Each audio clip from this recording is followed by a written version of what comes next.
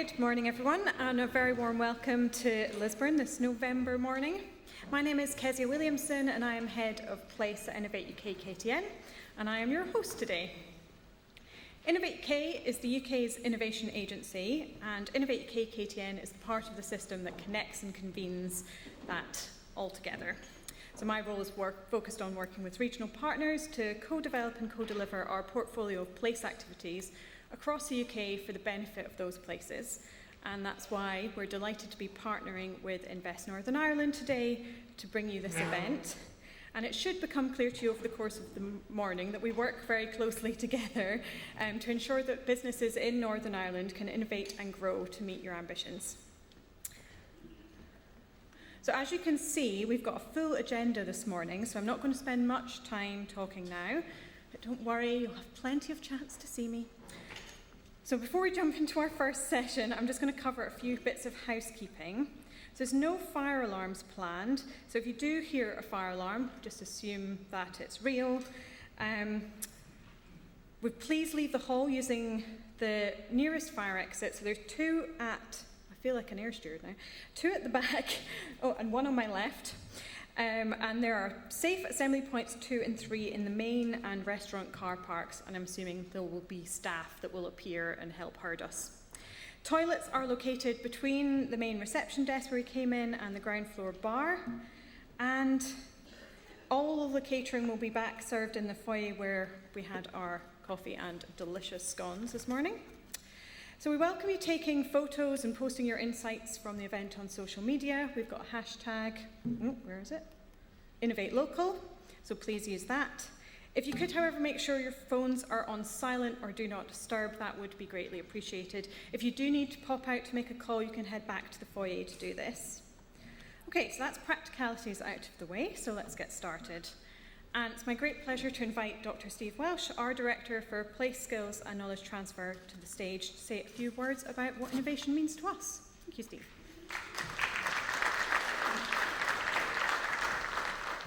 Thank you, Kezia, and thank you for having me here today. I'm surprisingly often asked, why is innovation important? Why does it matter? As if it's an option. And I've got to tell you, it isn't. If all of our businesses weren't constantly under threat or presented with new opportunities, we'll talk a bit more positively in a minute, but if we weren't always under threat of having other people come and take our businesses away, there'd be a lot more 100-year-old companies around than there are.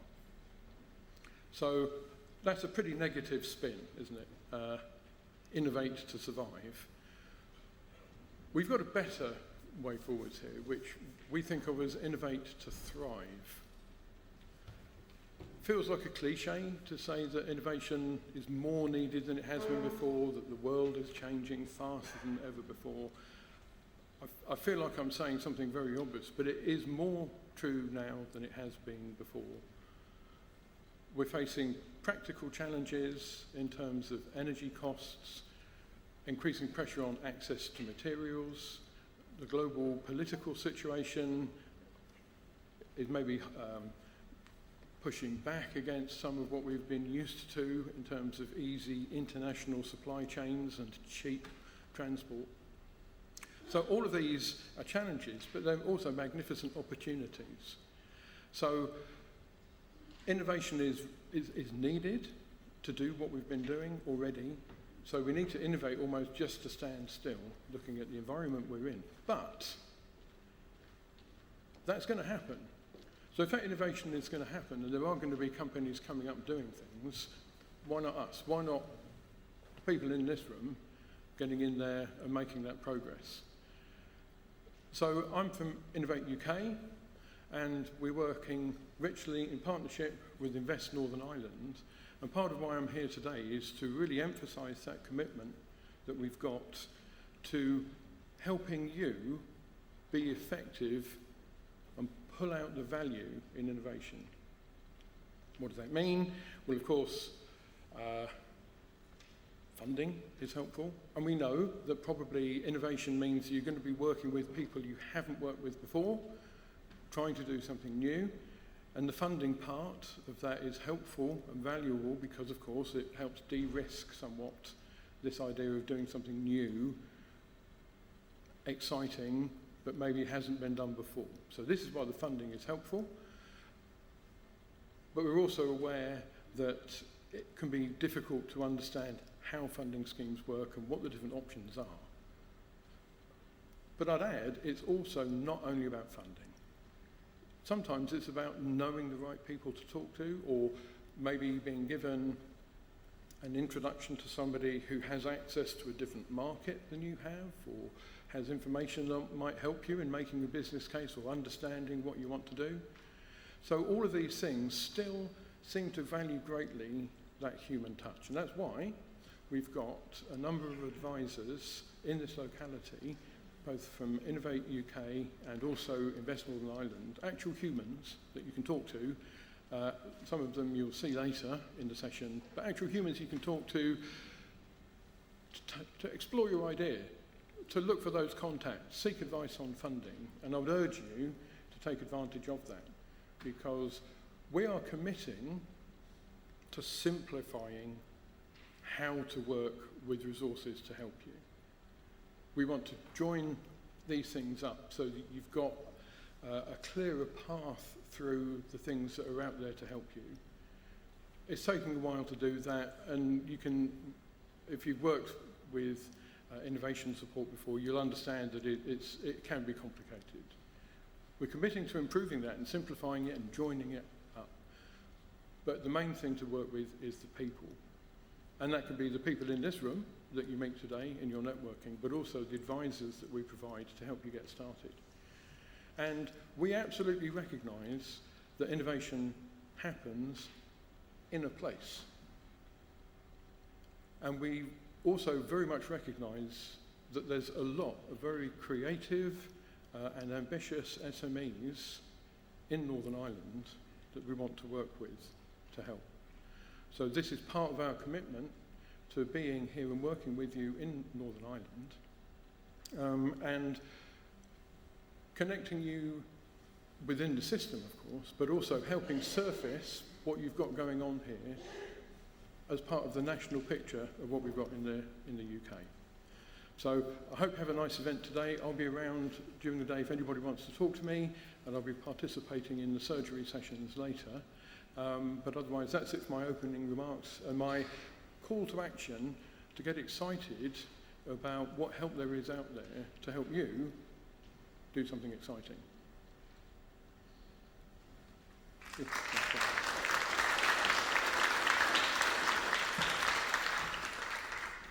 Thanks, Steve. Now let's hear from Dr. Vicky Kell, Director for Innovation, Research and Development at Invest Northern Ireland.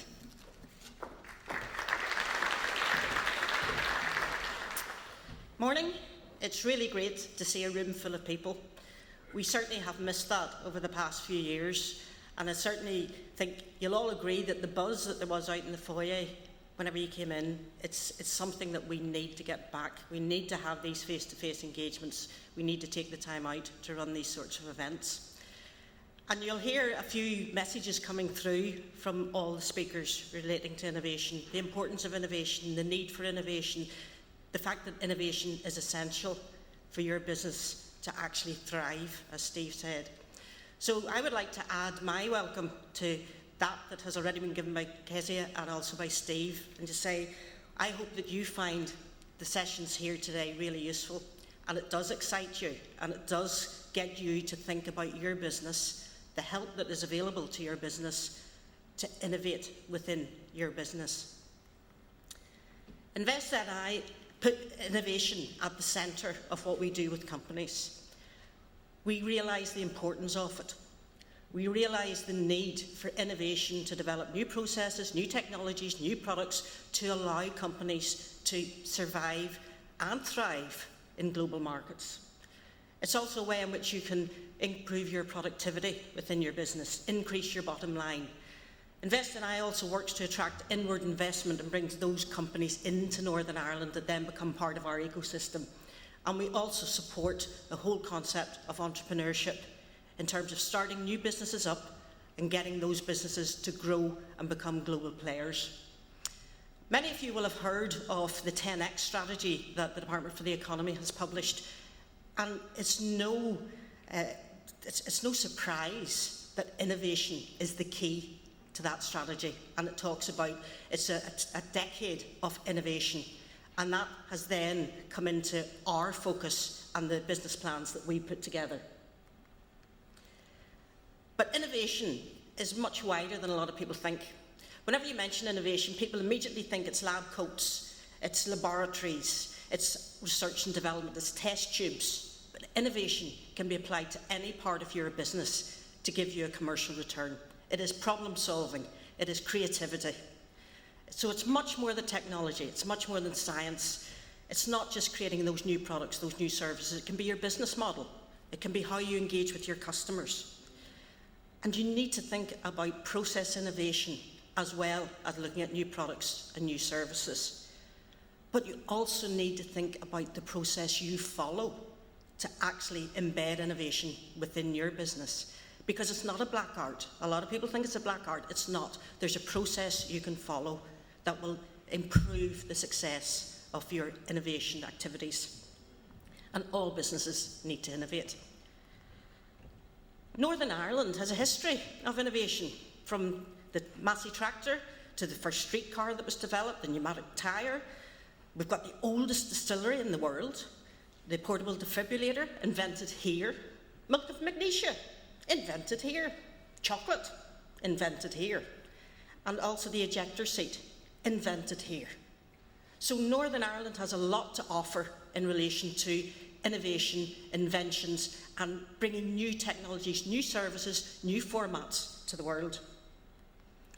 Problem solving is in our DNA. We have a history of it, we're good at it. And those examples that I went through, that's not the end of the story. We have continued to be world leaders in a lot of different areas. 40% of the mobile crushing and screening equipment is made here in County Tyrone and exported all around the world.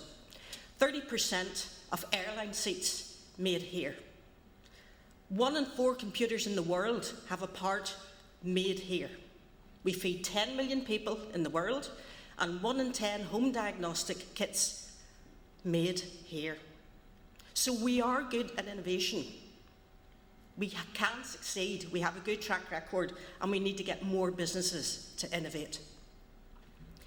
We've got a wide wealth of expertise and global recognition in a number of different areas, from precision medicine to renewable energy and heating to cybersecurity, data analytics. There's a place for all those sectors in the global marketplace where Northern Ireland companies can be world leaders.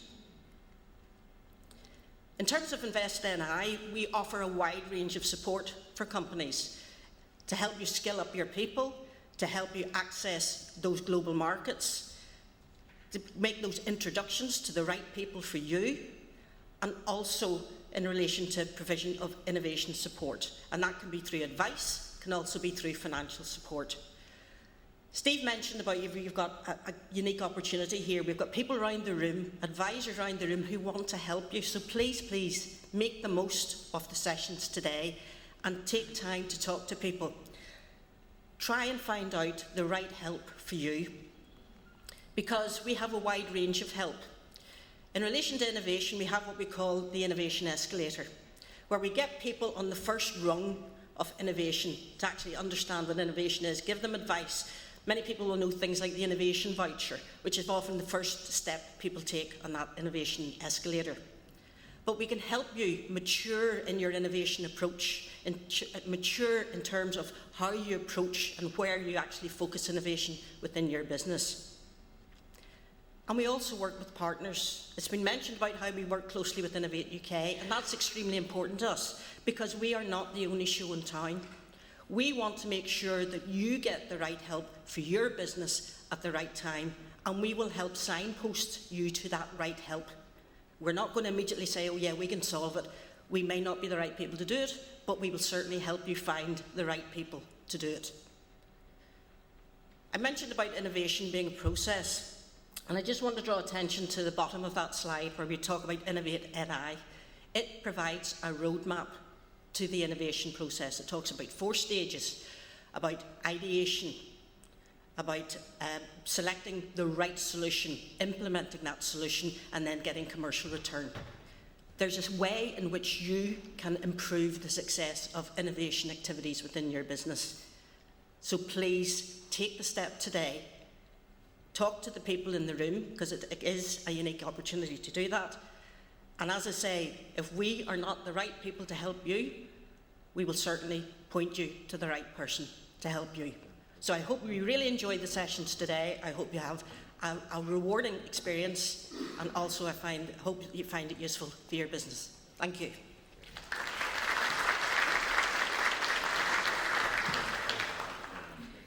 Thank you, Vicky. It's fantastic to have this overview of the innovation escalator as you framed it, and the path that you can, particularly in which Invest NI and Innovate UK can support businesses.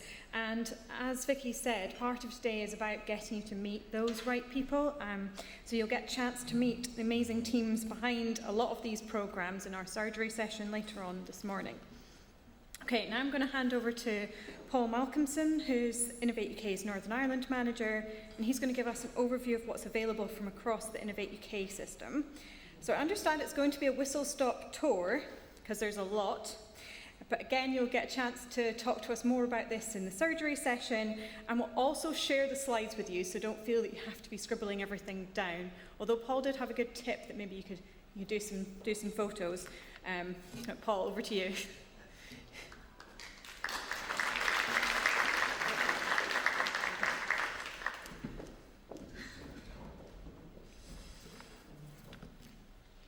Thank you very much, Kezia, and I would just like to reiterate Vicky's words with regards to it's great to see so many people in the room this morning and the interest in innovation. Now, I am part of Innovate UK's Place and Levelling Up team, and Place is a strategic priority for Innovate UK. You can see from this slide, Innovate UK has a significant presence, regional presence spread right across the UK. And as Steve mentioned in his introduction, we have a lot of Innovate UK staff in the room today.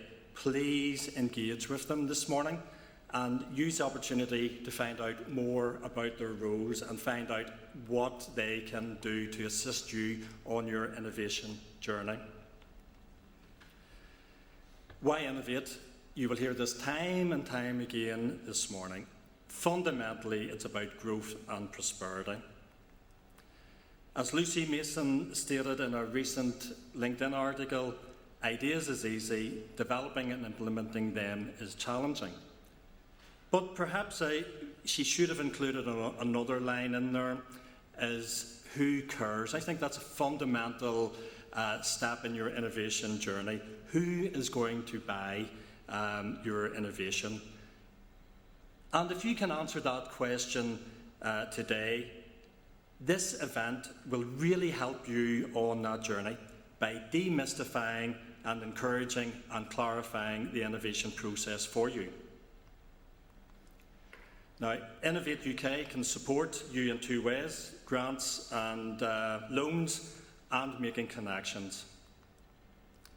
Now, this is a busy slide, and thankfully that even if you did have your cameras out, you mightn't be able to pick up all the detail, but it's good that the slides will be supplied to everybody who is registered. But it's a good illustration of our comprehensive suite of products and services.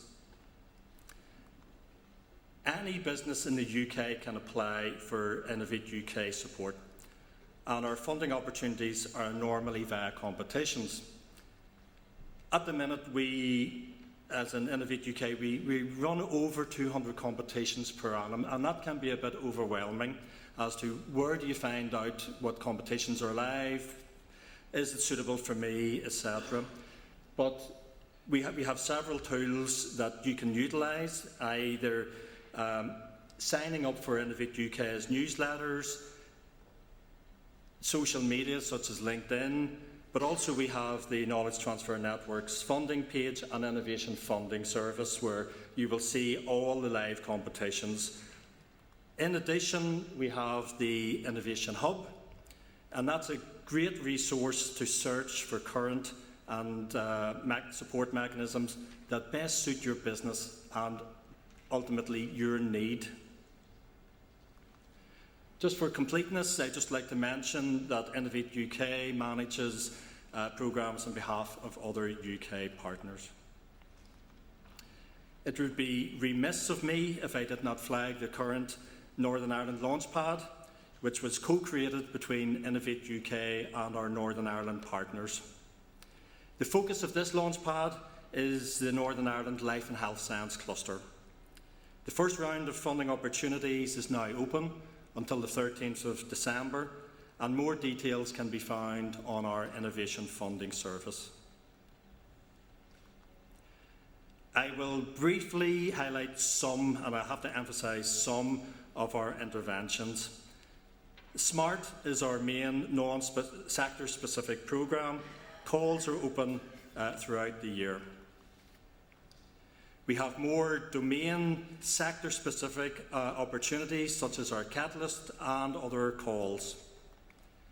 The Small Business Research Initiative brings together government challenges and ideas from business to create innovative solutions. Knowledge Transfer Partnerships brings together business and academia. Northern Ireland has been particularly successful with KTPs.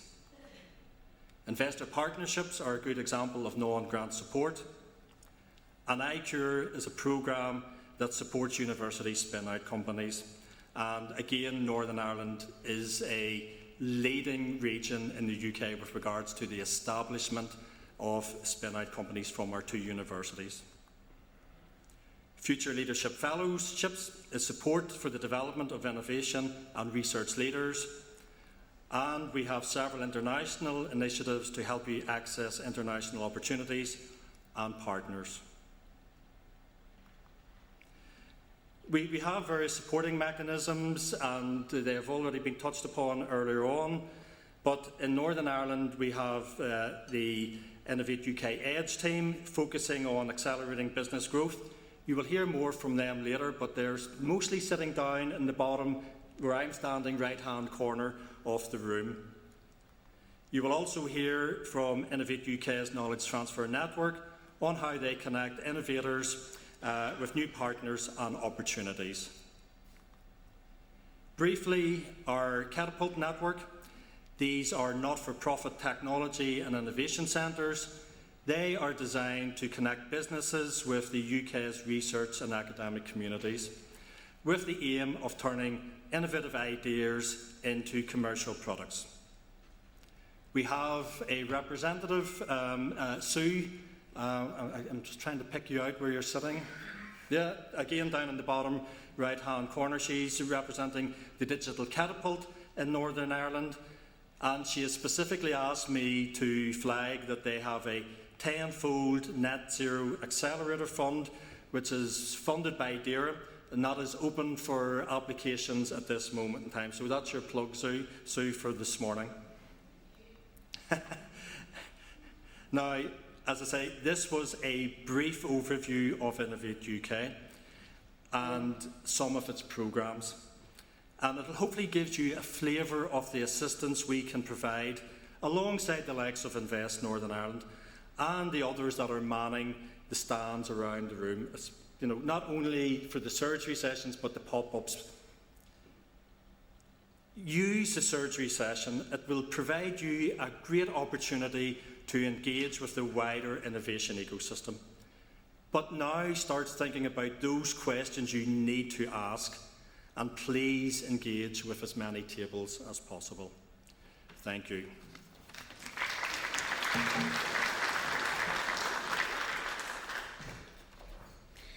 Thanks, Paul. You get the bonus point for managing to get through all of that in your allotted time. That was impressive.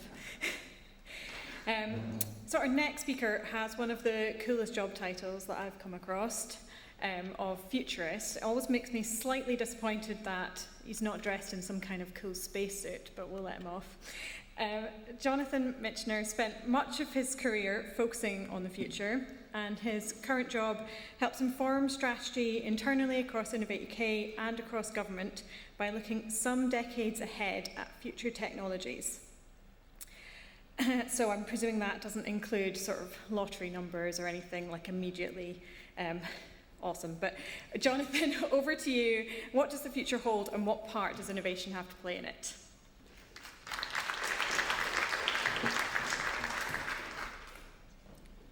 Well now, good morning. Great to see so many people here, and great to be here as part of this event. Do you remember when you had to sit at a computer to use it? Maybe you remember when computers needed their own air-conditioned room. I think we had air conditioning for machines way before we had them for people in the UK. Do you remember when work was a place for everybody? Now, for increasing numbers of people, work is an activity, not a place. Do you remember when you needed to read maps to find out where you were going to go to get somewhere? And when you had to remember phone numbers to contact people? Talking about phones, I remember when a phone was just a phone. It made phone calls. And in those days, the cellular provider was the arbiter of whether you could connect to another network, like Wi-Fi, or whether you could add some feature to your phone. Fairly basic features as well. Now the business model has changed, hasn't it? It's changed so that the phone manufacturers are now, the tech companies are now the people who have the relationship with you, the customer.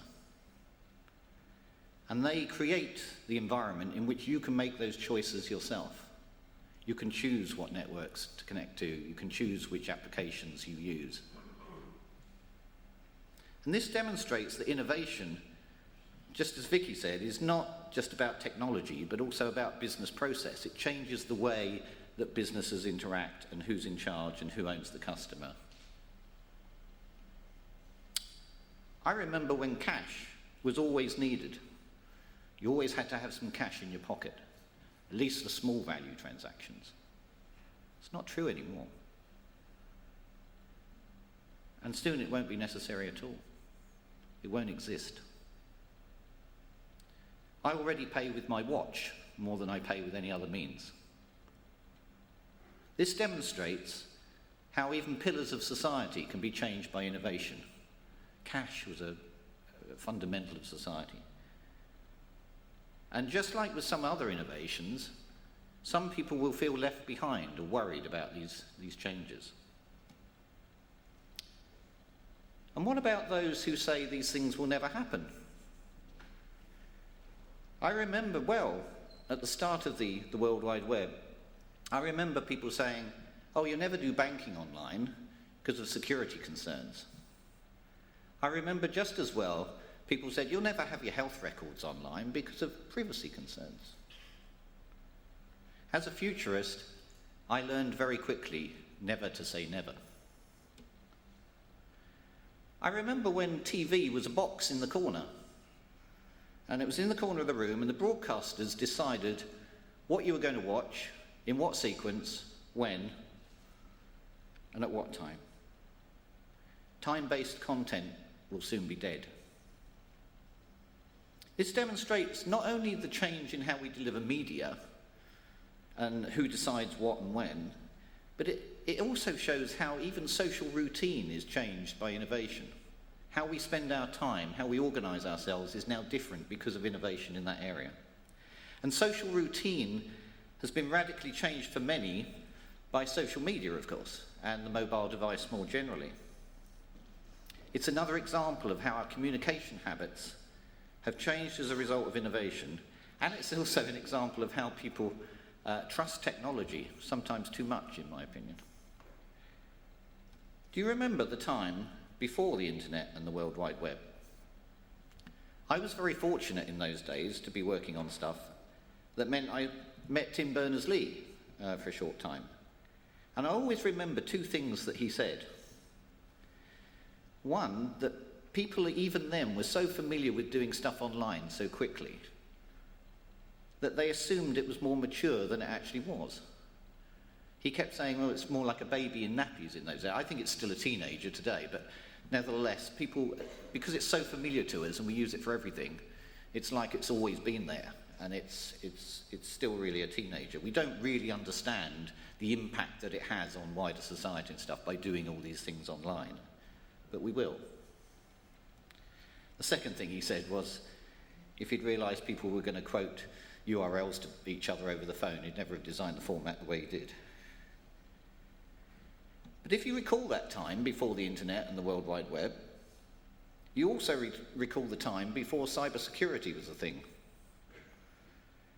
And this demonstrates how the greatest innovations can also spawn undesirable side effects, but that those effects then spawn new sectors and new businesses and new industries.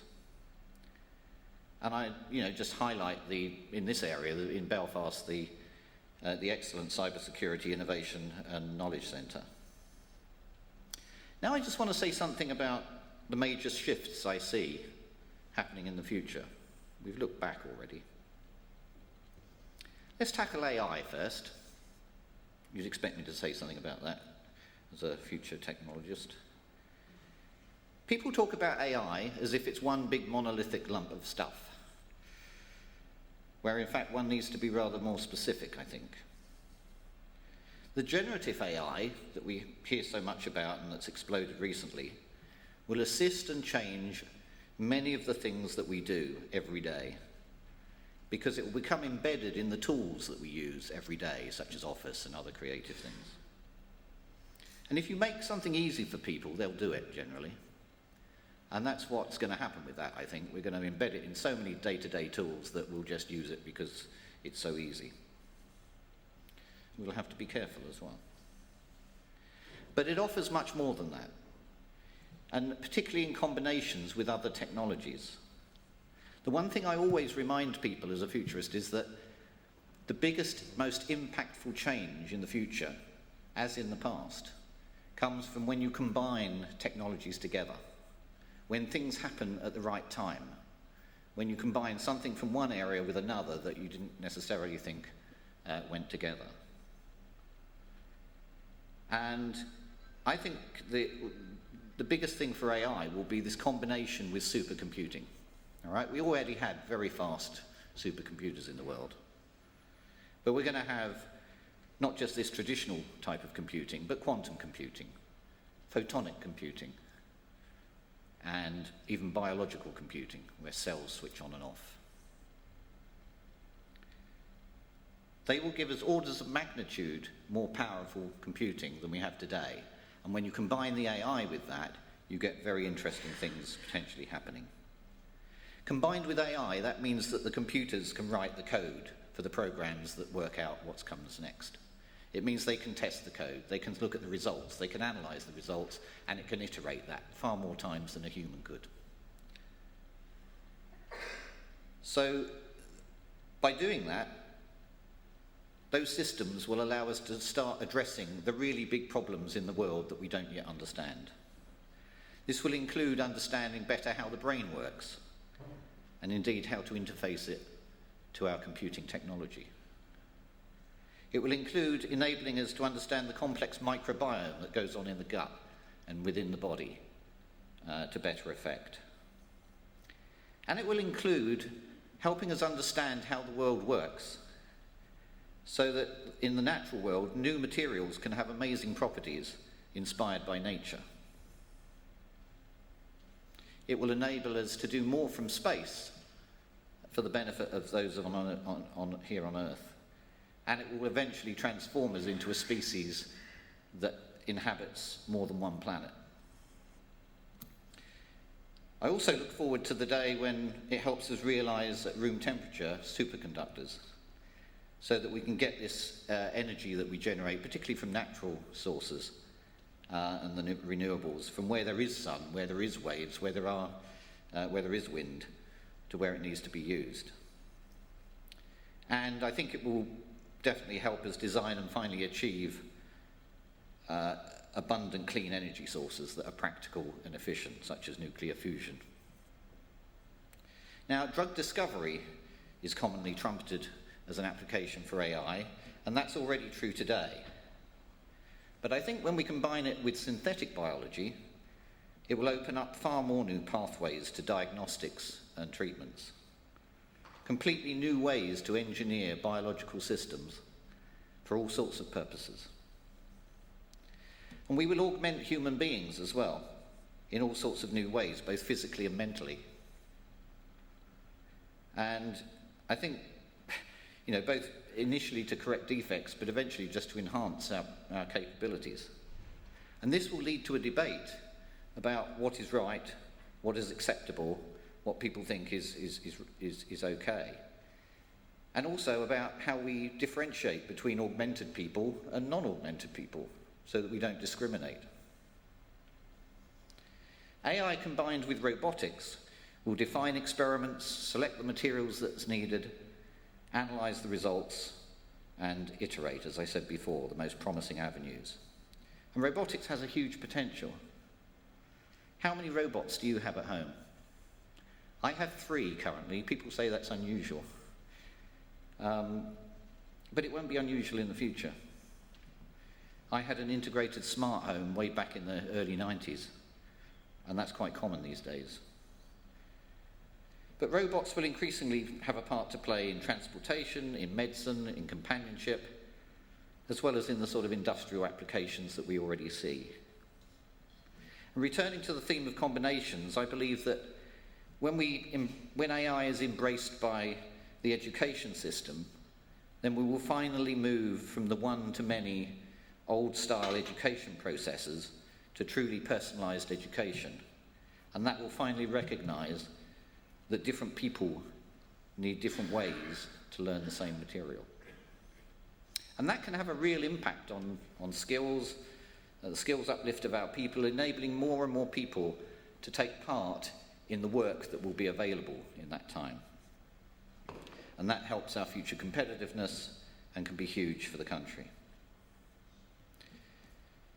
Now, AI prompting can already lead to instant generation of text, pictures, and video.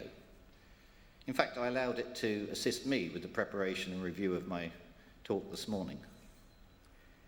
In manufacturing, we'll eventually see that AI prompting leads directly to a new specification or a design for the thing that's being built. And that means that the organisation of bits will drive the organisation of atoms far more closely than it does already. And digital twins will be built before the physical instantiation, not retrospectively. Even with just those examples, I hope you can imagine a situation where the world of atoms moves as fast as the world of bits. Many years ago, I spent some time at MIT in Boston, and even back in those decades, all those decades ago, they had a lab that was called the Centre for Bits and Atoms. I think that was very forward-looking in those days. We're now getting to the situation where we need to look at both of those at the same time. Simple artificial general intelligence should develop in the next decade, and truly advanced AGI after that. By that time, we will need to have worked out what is acceptable or appropriate for those systems and how to ensure the safety and norms for them. Now, some people are describing how the edge becomes the centre. So that means how technologies that seemed irrelevant are now central to what you do. And competitors to your business that seemed irrelevant but now become the greatest threats to your business. We're already seeing this where the traditional car companies are starting to look at what Apple and Google and people like that are doing, not traditional automotive sector at all. Because after the post-industrial combustion engine era, really a vehicle is just essentially a computer-controlled box on wheels which carries goods or people. And those tech companies already have most of the technologies and things that they need to compete. You know, they have power management, security, navigation, sensing, user interface tech, and business relationships, powerful brands that people trust already, and big service and product ecosystems that people already bought into. So it's just an example of how somebody moves from one sector and takes somebody else's lunch away. Imagine a world of not just self-driving cars, but personalised transport pods, which take you and your friends and family wherever you want to go in a shared, comfortable and efficient way. I think this will start with sort of site-based, fleet-based local systems first, but will certainly expand. And aside from AI and new powerful computing, will exist in the real world and the immersive virtual world at the same time. People will be wearing headsets out in public as commonly as you see them wearing earbuds and smartwatches today. We will have moved on from the device that you have to hold in your hand to be online to technology that means you can be real and present at the same time in online spaces and places that you can't actually be. And increasingly, we'll have trusted twins of ourselves that we can trust to act on our behalf in those spaces. This effectively allows people to be in more than one place at one time. And that's a real game changer. I think that shift will change how we legally regard people as being present and able to action things. And it will cause the legal system to have to catch up in the same analogous way that it did when we had the music revolution and the music industry changed with copyright laws and so forth. I see that happening again. So I hope that with all these examples from the past, together with this sort of brief stimulus of where the future can go in decades ahead, we can now all appreciate that the burning platform we're standing on is not a threat, but it's an opportunity, as other people said, to innovate. From the Industrial Revolution to the digital age, those who adapted to change not only survived, but thrived, as Steve said. So the innovation imperative is not merely a suggestion. I would say it's a survival strategy. And I hope I've illustrated that innovation, just like Vicky said, is not just about technical change, but also business models, process, and even cultural change. You may be surprised when I say it's not even just about creating new products and services. From 2016 until recently, I combined my futurist role at Innovate UK with running one of the innovation programs. And it was radically different type of program, because it only gave grants to companies to improve productivity and competitiveness by solving problems with their existing products and services. It was called Analysis for Innovators. It was on the slide that Paul used a couple of times just now. Round 12 is opening, I think, just now. And even though it's no longer my baby, having invented it, I'd recommend it. And I can talk to people later if you're interested about exactly how it works. So the world around us is, evolving, as we all know, at a huge pace. And we have to harness the power of creative thinking, technological development, and strategic foresight.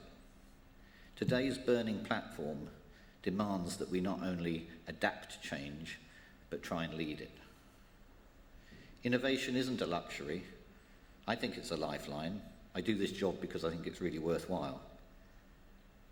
We've seen in the past how it advanced technology in the great wars of the past, and more recently allowed us to deal with a pandemic and such a situation. This wasn't only true of vaccine development, but also contact tracing, vulnerability assessments, even working practices that allowed us all to get on with life, both work and otherwise, at a distance.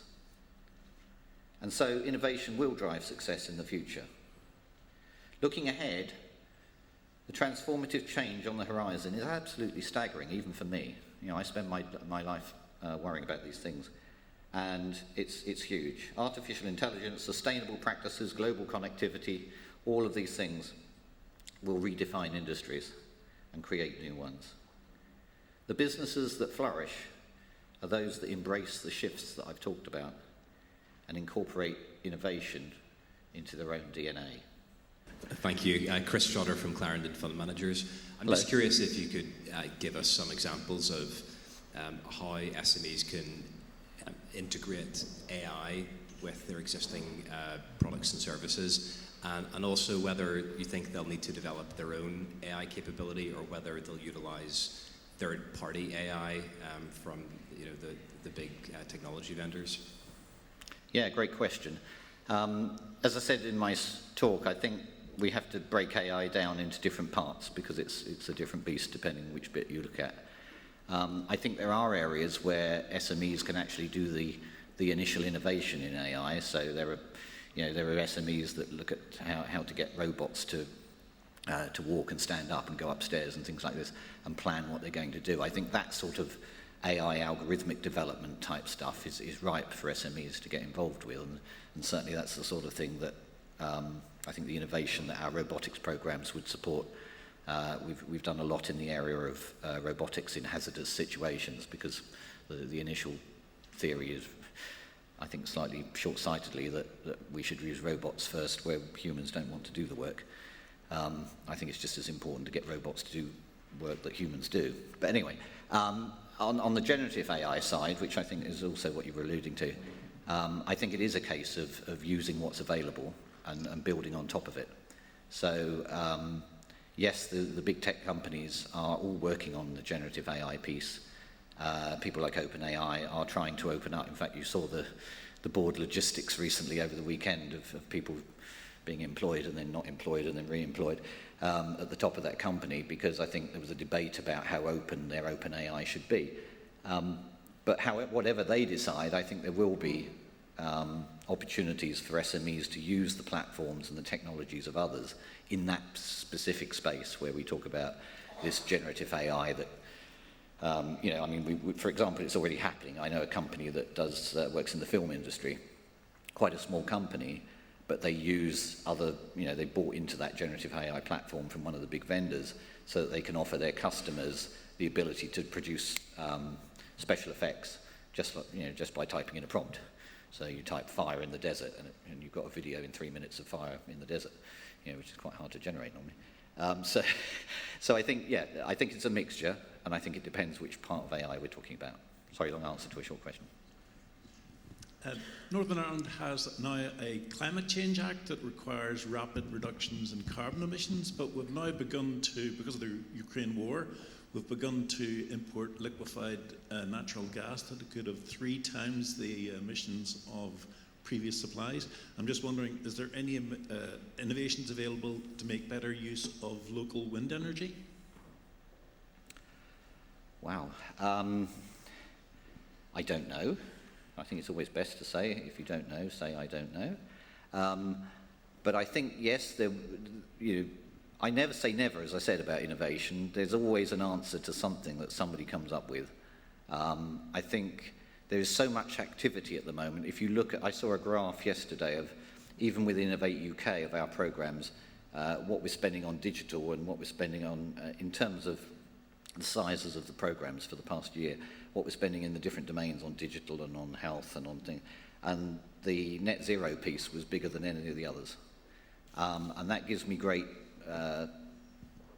encouragement that because we don't come up with these ideas, but when other people come up with the ideas, that we can support them. So I think it's a real problem getting, as I mentioned in my talk, actually, getting these renewable sources of energy to the right places at the right time without losing half the energy on the way.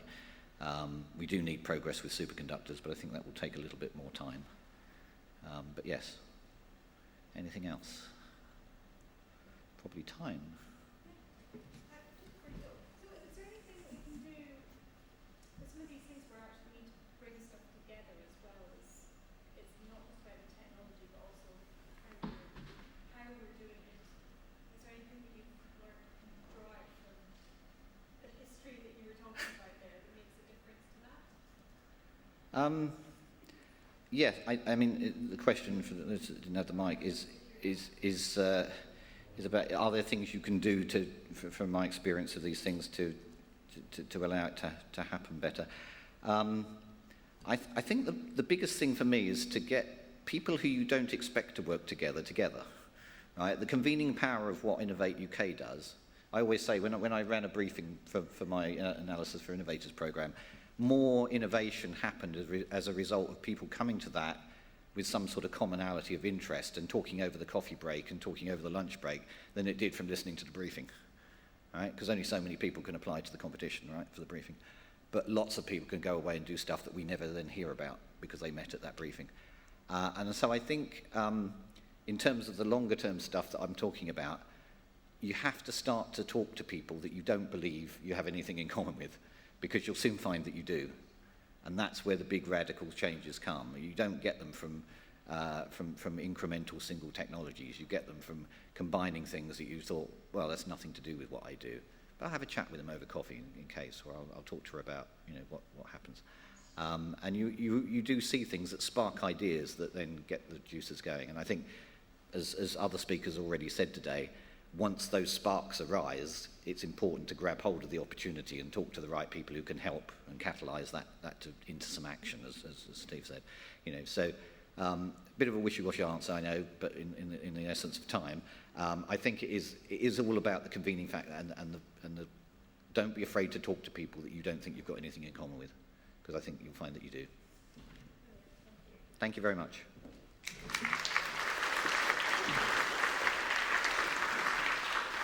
I think we can take that as a fantastic call for action, actually, for today. So you've got everyone's got a target now. The networking break and at lunchtime, make sure you speak to somebody that you don't know, that you maybe wouldn't have gone up to and spoken to previously, because you never know, you might just come up with the thing that's going to actually revolutionise how we live.